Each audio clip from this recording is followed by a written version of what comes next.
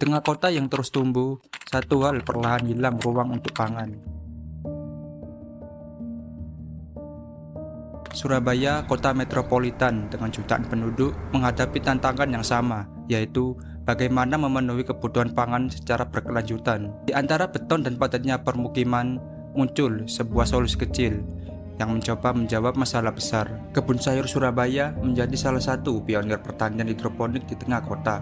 Berawal dari kebutuhan pasar, restoran, dan hotel, kini kebun ini berkembang menjadi ruang produksi, edukasi, dan eksperimen pertanian modern. Alasan awalnya itu waktu itu dari pihak pendirinya ya, dari foundernya itu punya saudara. Nah, saudaranya ini kebetulan ada beberapa yang memiliki teman yang di perhotelan, khususnya di bagian dapur.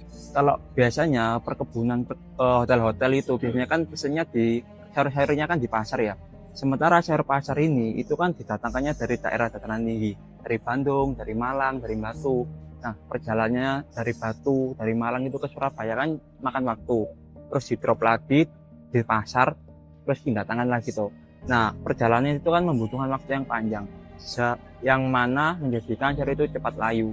Nah, oleh karena itu kebun sayur ini hadir menjadi solusi di tengah-tengahnya, di mana kita nggak pakai pesen sayur yang dari Malang. Kalau di Surabaya kan nanti cepat layu, kita langsung dari Surabaya ini ke Surabaya sendiri. Jadi kita untuk mencukupi sayur di seluruh Surabaya agar sayurnya waktu sampai ke customer itu tetap segar. Jadi itu menjadi salah satu alasan utama kita untuk membuat kebun sayur di tengah kota ini. Di tengah meningkatnya kebutuhan pangan masyarakat kota, ketersediaan sayur segar dan sehat masih belum sepenuhnya mudah dijangkau.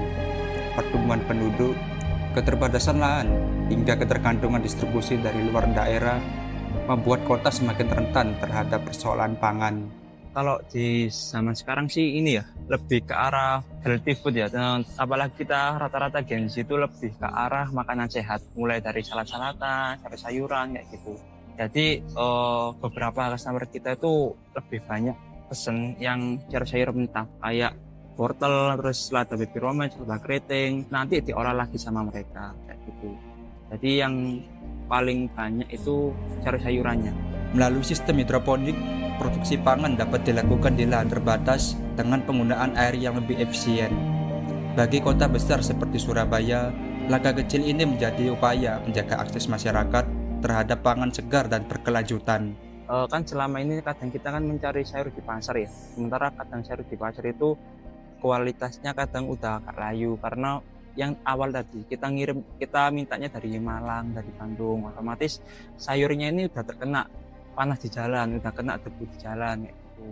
Nah, jadi kita hadir untuk memberikan solusi di mana sayur ini tuh di tangan konsumen itu tetap segar, tetap masih dalam keadaan fresh. Berawal dari upaya memenuhi kebutuhan pangan di tengah kota Surabaya, kebun sayur hidroponik tumbuh menjadi lebih dari sekedar tempat produksi.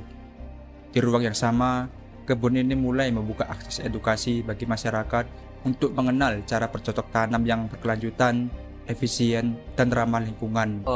Karena awalnya dulu itu pengetahuan tentang hidroponik di masyarakat sekitar Surabaya itu kurang waktu dulu ya, waktu zamannya belum berdiri itu tahun 2014. Nah, waktu awal berdiri itu kita juga memiliki komitmen untuk memberikan wawasan ke masyarakat tentang hidroponik itu seperti apa sih, terus keunggulan hidroponik itu seperti apa sih kalau dibandingkan dengan tanah.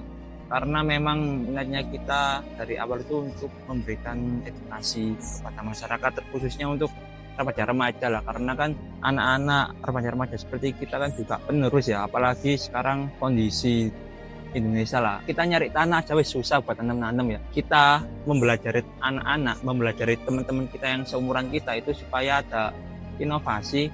Kita kurang tanah nih buat nanam pakcoy, gimana kalau kita kasih hidroponik aja, gampang. Walaupun di tanah cor-coran kita tetap bisa panen. Dari proses menanam hingga hasil panen dikonsumsi masyarakat, setiap langkah menjadi upaya mendekatkan hubungan antara kota, pangan, dan lingkungan. Karena keberlanjutan berawal dari kesadaran bahwa pangan yang baik turut menentukan masa depan kehidupan masyarakat.